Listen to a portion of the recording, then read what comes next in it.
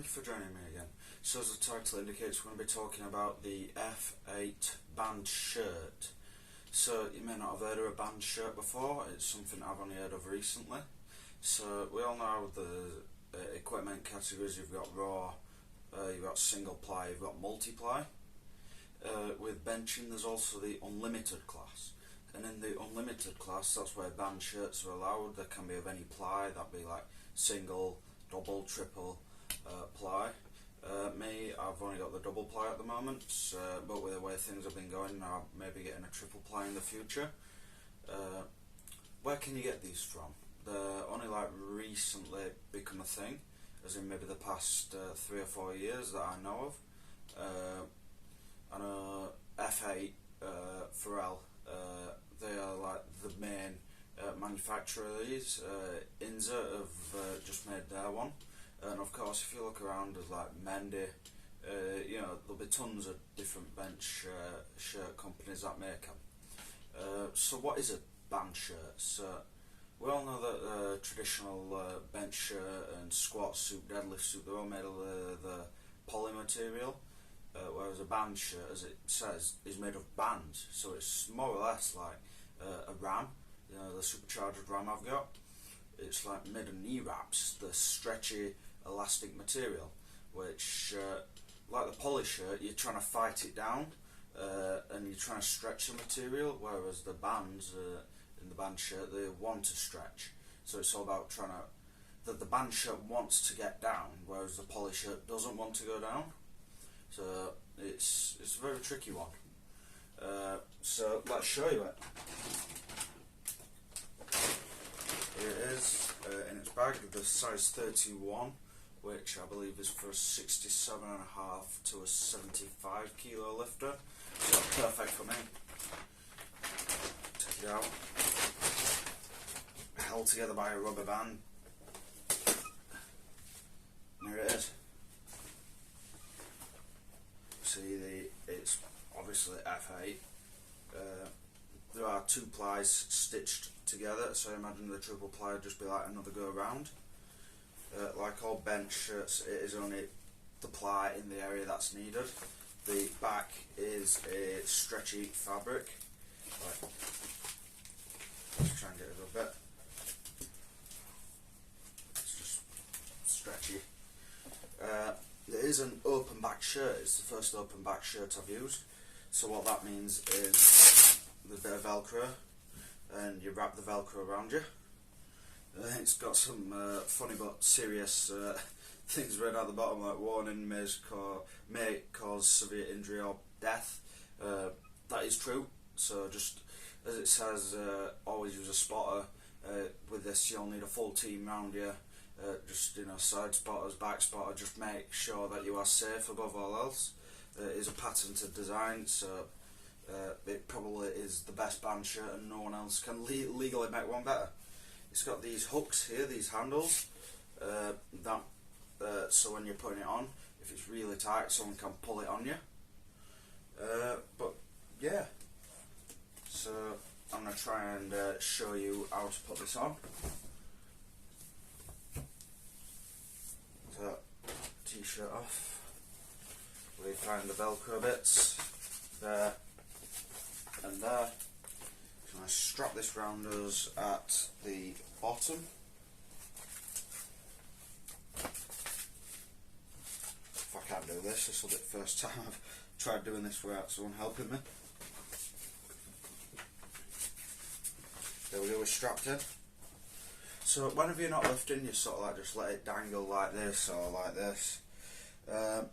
To set it like how you want the collar, you don't just like yank down on the shirt like you would a poly. You've like completely got to unvelcro it and set it a lot lower. But this will do just for simple demonstrations.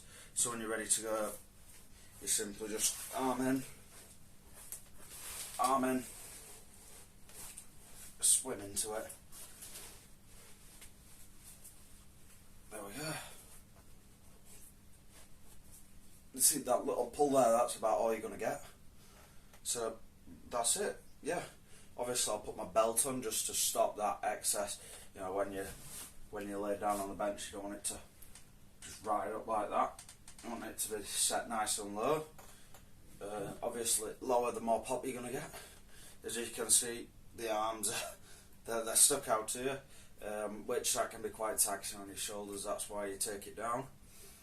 Set your grip. Obviously, I put one on there, and it's a very tough shirt. So as you'll see on a video I'm going to show you later on, I do have someone set my arms in place for me. Other than that, the cost of these, so they're not the cheapest piece of equipment. So if you're in the UK, Pullum has some in stock, only the double ply one. We're debating, me and my dad getting one. Bit time we'd finished debating. Obviously it's sold out in our size, so we decided to look at Anderson's Powerlifting out in the US. And after talking to some people, we decided not to go for the single ply, but go for the double ply one, but stick true to size. When the customs charge comes in, it costs £500. So very, very expensive piece of equipment. It's probably the most expensive piece of kit I've bought, but it's probably the one I've got the most kilos out of by far. So yeah, if you ask me, it's well worth it. So the competitions you can actually use is quite limited. It's not just like you rock about a local meet. I'm doing unlimited benching. No, it's not really like that. I mean, with any competition you can just enter single ply, multiply, raw, classic, raw, whatever. But here in the UK anyway, there's with the ABPU, they do a bomb squad. That's the only competition where these are allowed. They'll run about 4, maybe 5 every year. So obviously there's plenty of opportunities to do it. It's just, like I said, you really need a true spotting team around you, and that's for a small guy. I'm only benching, 100 and up, over 150. I'm not benching near 200 yet.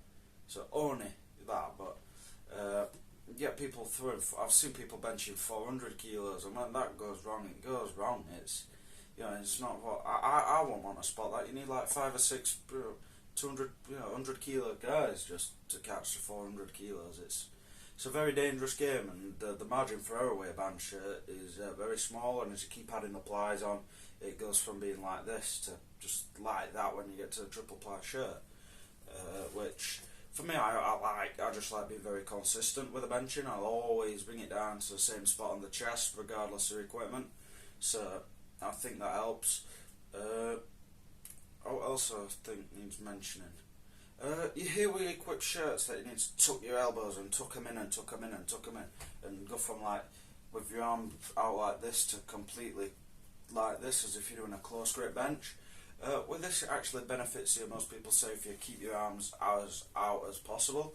Obviously, not being ridiculous, you still want some shoulders by the end of the day, but you want to be able to stretch the band as much as possible, allowing for the most pop, which obviously, it's risky for most people, and it's with getting that extra pop, and it's hard for most equipped specialist benchers to like unlearn what they've been practicing for years with single and multiply.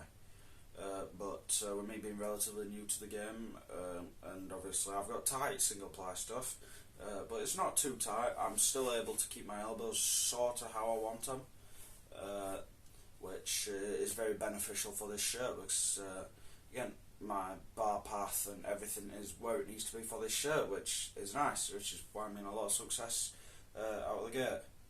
So that just about wraps it up for the shirt. That's it, just take this off, you literally just arms out. Be a lot harder when I've got a tighter shirt, but that's it, just let it dangle down like this. So that's it for the F8 shirt from me. I'll just show you 2 videos. One video of well, I'll show you 3, just showing you what you can get out of the shirt.